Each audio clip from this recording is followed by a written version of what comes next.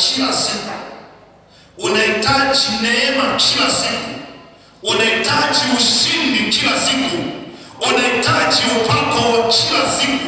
Anasema utupatie riziki yetu, mkate wetu wa kila nini, inaitwa daily bread, mkate wa kila siku. Jifunze, jilazimishe, kwa sababu unataka kuwa watofauti na wengine, lazima uanze kutembea kwenye kanuni. Kuna kanuni zingine lazima ujilazimishe.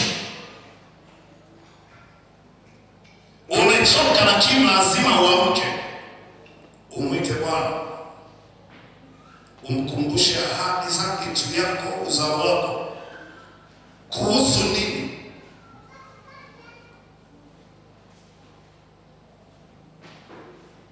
Lazima ujue pia unapomkumbusha Mungu kuhusu nini, ahadi zake, kwa sababu ni nyingi. Kuhusu nini?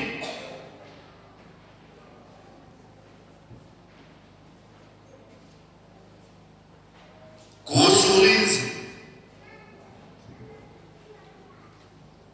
Ameahidi nini kuhusu ulinzi?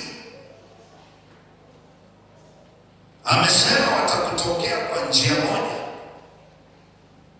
hiyo ni ahadi, lakini watatawanyika kwa njia saba.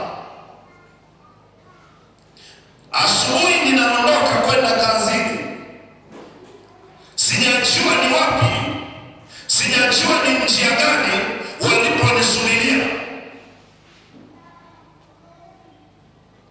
Pengine ni roho ya mauti, pengine ni roho ya ajali, au ionekane nimepata ajali, kumbe nimechukuliwa msukule.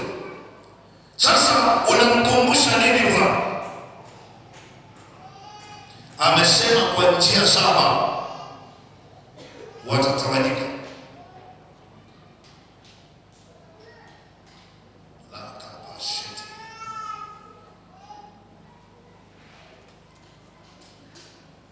Ameahidi nini? Amesema hata mkila vitu vya kufisha. Ninaondoka kwenda kwenye sherehe fulani. Wengine mnashinda kazini, hamli vyakula mnavyopika wenyewe, na kuna watu wana supply, na wale ni washirikina wote. Wani mtu yote ambaye ana Mungu ni mchawi. Wote hawa mama ntilia wachawi wote. Wote wachawi, ila uchawi wao tu unatofautiana. Wote huo mnaoenda kula huo mnaenda kulogwa.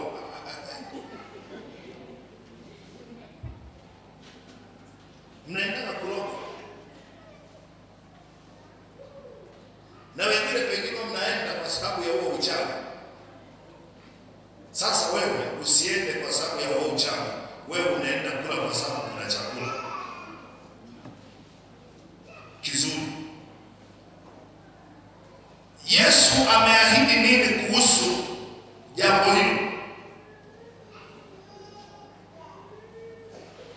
Bwana Yesu.